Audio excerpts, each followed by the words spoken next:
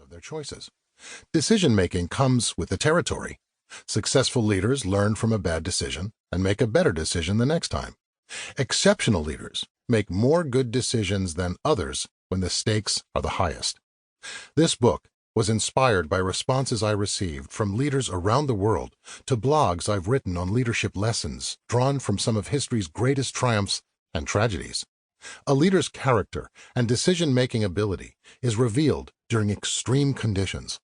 How leaders respond during these moments is at the absolute heart of their story.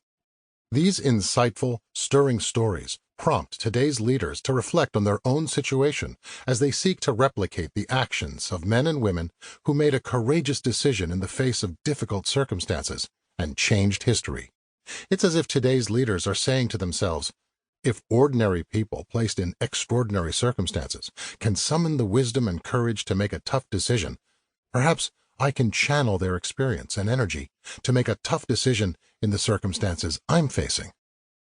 I also believe it's just as helpful to read cautionary tales reminding us of the dangers of hubris, false assumptions, and creating a culture where standing up for your beliefs can be a career-limiting move. Good leaders are students of history, and they love a good story. Even better if they can soak up a little history in a story relevant to their business that takes just 10 minutes to read. This book provides you with inspiring examples of leadership and decision-making in bite-sized formats that prompt you to internalize your learning and record your thoughts at a pace of one lesson per week. How the entries were selected. History is a gallery of pictures in which there are few originals and many copies.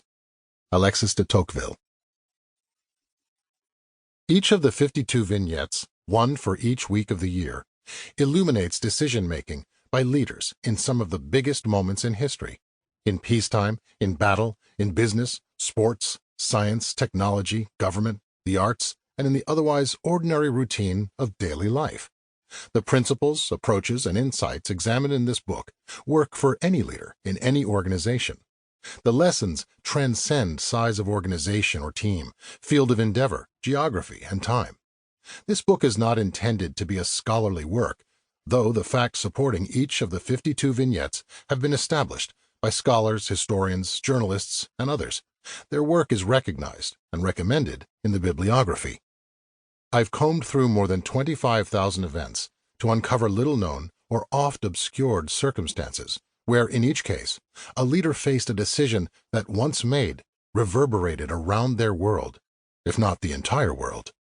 I identified the key decision a leader made that ultimately led to triumph or tragedy. In many instances, it's likely you know about the event or person, but you may be less familiar with the context surrounding the decision. It's less likely you've paused to consider the implication of that decision from the perspective of what's happening today in your world. This book is not a collection of anniversary dates, so the April 15, 1912 sinking of Titanic is not this book's focus, but rather the decision made 27 months earlier by Bruce Ismay, managing director of the White Star Line, the company that commissioned Titanic, to enlarge the ship's grand staircase. This decision meant each bulkhead of the 16 watertight compartments was lowered so that when Titanic collided with the iceberg, the forward compartments were flooded within 160 minutes, sinking a ship that many considered unsinkable. Of all the criteria for selecting events, the most challenging step became a matter of identifying a particular puzzle piece of history and placing that puzzle piece in chronological order as the event, regardless of year, occurred during a particular month. There are 5 stories for each of the 5 weeks in January, 4 for February, and so on. Notable events occur in every month, so the biggest decisions involving the biggest risks of power, prestige, money, and, in several instances, loss of life are included. For instance, James Burke's October 5, 1982 decision to recall 31 million bottles of Tylenol, following 7 deaths in the face of what many believed would kill the brand, gave way to President Kennedy's October 1962 decisions during the Cuban Missile Crisis to avert nuclear war with Russia. The leader must decide. You get whatever accomplishment you are willing to declare. Georgia O'Keeffe. In all 52 entries, the events and leaders